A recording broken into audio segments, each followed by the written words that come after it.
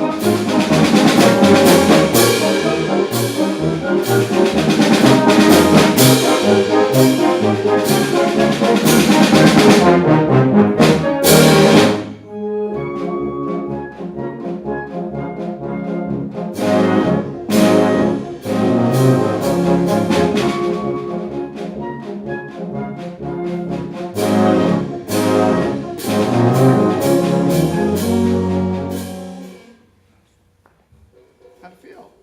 Oh, good, actually. Good. So, how many of you know what Tim did for a living before he came back to school here? This, yeah. And tell us, what your career was in. Air Force Man program. And how many years were you in the Air Force? 11 years. Okay. So, And all of our guns, well, in addition to military functions, which were all marches, every concert you'd have a march of the second piece yeah, on that. yeah. So you lived with a lot of marches. Yeah. Yeah, I can tell. Plus, a euphonium player in this is Sousa. Yeah. So this is your dream. Yeah. You know what you want out of this march. And the musicality is really, really good. I really love the contrast that you're going for. So, what I'm going to ask you to do is not to change any of your ideas, but maybe just we can see if we can simplify some of the gesture to make it even more clear. Okay. And just to make your job even easier. Okay. There's no question what you want. I mean, it's really, really clear. I love the shift from large to small is dramatic. Now, once we're at large, at this large pattern, I think you're staying there a little too long. Okay. So it's kind of like, it's a little controlling. I hate to use that term because that sounds derogatory. I don't mean it to be, but it's like, no. And it's kind of like he's commanding, and I just don't know that, and it may be what you're used to from military, once you're there, we can turn over some of that to them and just let them do some of the work, and then show the contrast. So, the size of your pattern, I think you'll see on the tape, is just maybe a little dramatic. Okay. Those fortes. And I think to show the first one, that's totally fine.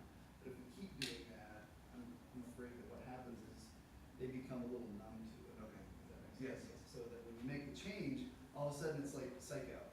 Oh, Mhm. here it is. Oh, here it is. We don't want to psych them out. We want to just, okay, we're going to forecast it. Okay, now we're here.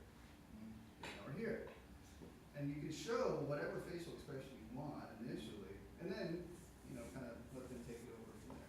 So it's the relationship between the ensemble and conductor that I want you to let them do some of the work, and then give the instruction, let them respond, and that back and forth, keep your own idea. Does that make sense? Yes, yes. Okay. Good. Go ahead and set up again. Okay, now watch this. I want you to watch the angle here. Okay. Keep that open. Okay. Yeah, already better, I think. Does that feel better? Yes. Yeah. That just opens you up and it relaxes that a little bit. Now, I want you to look at me for a second. Now, there's a difference. If I start you like this, and then if if I set up here, now, what is this, how does this make you feel as a player? There's a little bit of tension, like, don't you dare screw this up. Now, you might feel that anyway. I might not feel that. But there's just, we wanna give them enough peace about what they're about to do and make them enjoy it. So just open yourself up, and then on the prep, you show the style. But if you set up, you know, on guard a little bit, and I'm exaggerating like that, but we just wanna invite them to play. Let's start this again. See if you can be, and I may just give you some ideas from the back periodically. Just keep going and.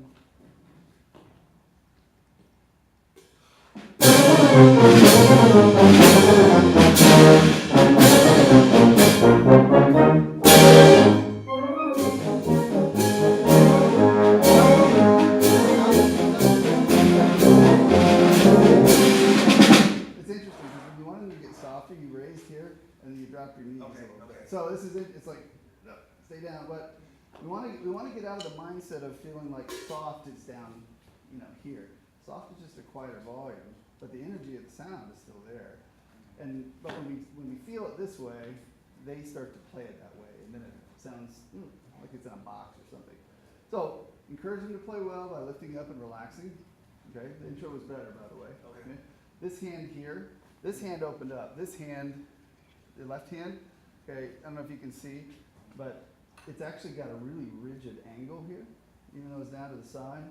And so periodically, we're having trouble ignoring the tension that's there. Okay. So see if you can get that to loosen up a little bit. It's okay. It's okay for it to get involved once in a while. Just make sure it's doing what you want. Okay, let's try that again. Love the pianissimo, just lift it up.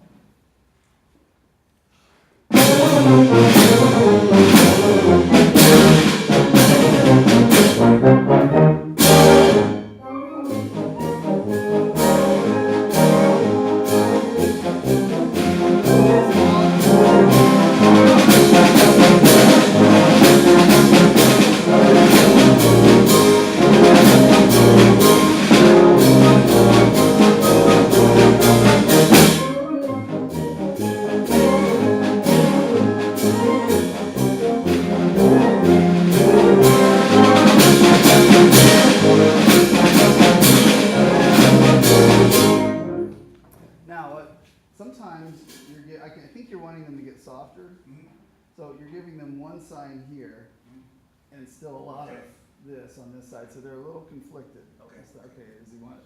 The best way to get them to play quieter after you've been forte is to barely move, or not move at all. Just lift and let them take over. Just draw their attention to the dynamic only. Okay. That's the only thing you're focused on. They don't need the beat anymore, and that's the hardest part. Sometimes it's the hardest part for us to let go of, because that's what we've been practicing. But that's not, I mean, they're not going to stop playing in time all of a sudden on a Sousa march, just because you stop conducting the beat for a second. Just get their attention to what you want musically, and see if we can get that to relax a little bit more. This is very, I mean, I'm being very picky with you because you've lived with, I mean, you know marches, you played a lot more marches in your life than I probably have even. So this is, I mean, you have a lot of knowledge for this, and musically I don't have any question about what you're doing.